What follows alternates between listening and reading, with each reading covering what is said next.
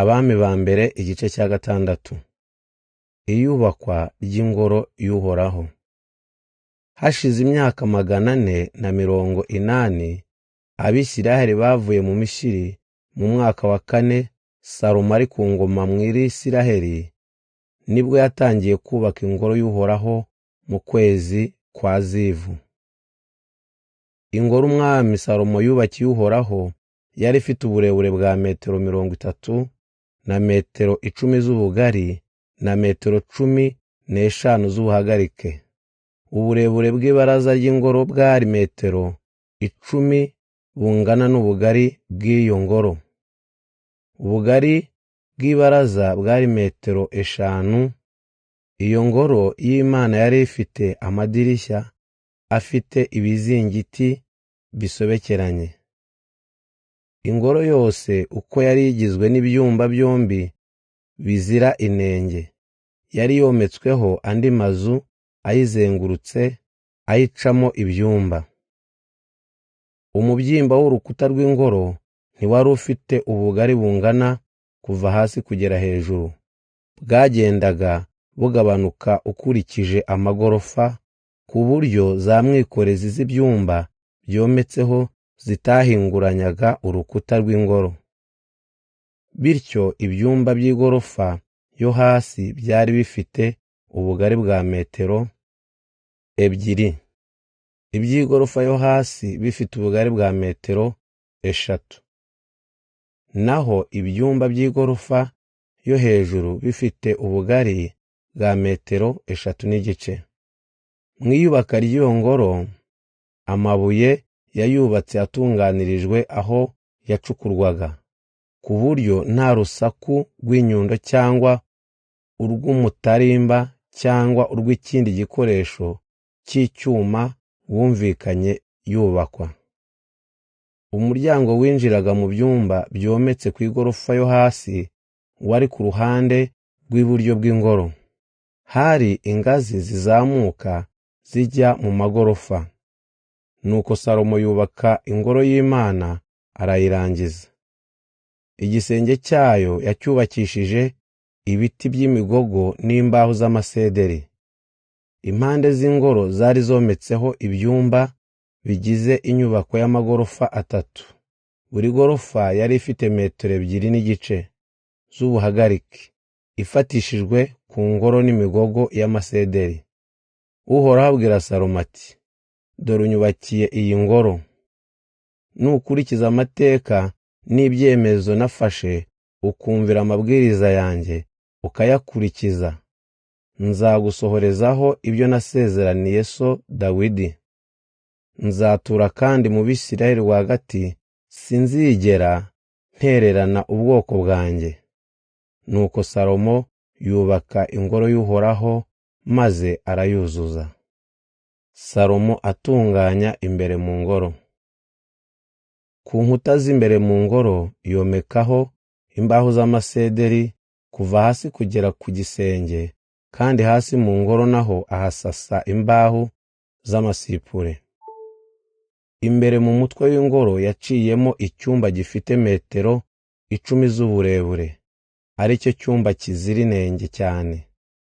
Urukuta rugabanya ibyumba byombi rwari rwubatswe n'imbaho z'amasederi kuva hasi kugera ku gisenge.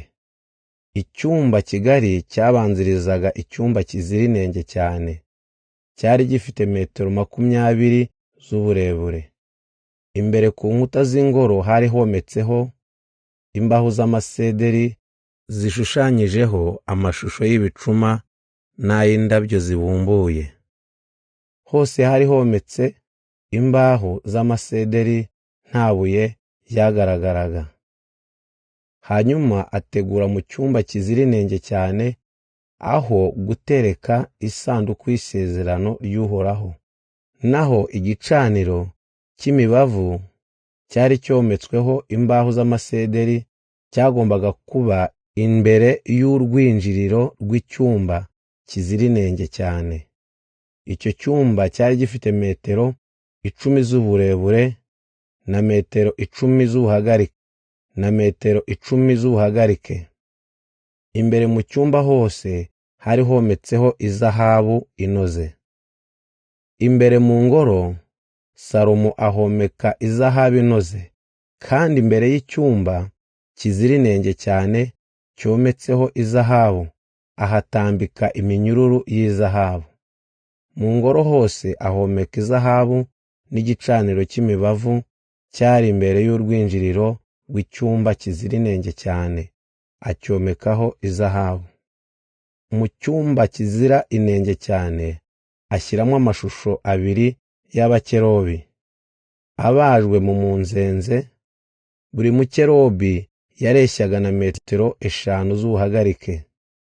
Buri baba ry'umukerubi ryari rifite metero 2 n'igice z'uburebure, ku buryo kuva ku isonga y'ibaba rimwe kugera ku yindi hari metero 5. Abakerubi bombi barareshyaga kandi bameze kimwe. Bombi bari bafite uburebure bwa metero 5. Salomo ahagarika abo bakerubi bombi mu cyumba kizira inenge cyane. Amababa yabo yararambuye ku buryo ibaba rimwe ryakoraga ku rukuta, irindi rigakora ku ibaba ry'undi mukerubi. Abo bakerubi Salomo abomekaho izahabu. Imbere mu ngoro ku nkuta zose aharagataho amashusho y'abakerubi n'ay'imikindo n'ay'indabyo zibumbuye. Yomeka izahabu hasi muri ibyo byumba byombi by'ingoro. Umuryango w'icyumba kizira inenge cyane yawukingishije inzugi 2 zikozwe mu giti cy'umunzenze. Umuryango wari ufite impande 5. Kuri izo nzugi z'umunzenze yaharagaseho amashusho y'abakerubi n'ay'imikindo n'ay'indabyo zibumbuye. Kuri ayo mashusho yomekaho izahabu. Inzugi z'umuryango w'icyumba kizira inenge nazo azigenza atyo. Uwo muryango wari urukiramende. Uwo muryango nawo yawukingishije inzugi 2 zikozwe mu mbaho z'amasipure. Buri rugi rwari rugizwe n'ibipande 2 bifatanishijwe n'amapata. Kuri izo nzugi aharagataho amashusho y'abakerubi n'ay'imikindo n'ay'indabyo zibumbuye, ayomekaho izahabu inoze. Urugo ruzengurutse ingoro yarwubakishije impushya 3 z'amabuye aconze, maze akurikizaho urundi ruhushya rw'imigogo y'amasederi ibaje. Bari barashyizeho urufatiro rw'ingoro y'Uhoraho mu kwezi kwa Zivu mu mwaka wa 4 Salomo ari ku ngoma.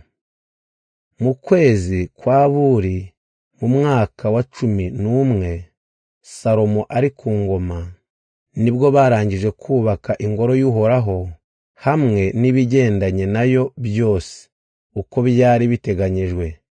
Iyo ngoro yubatswe mu myaka 7.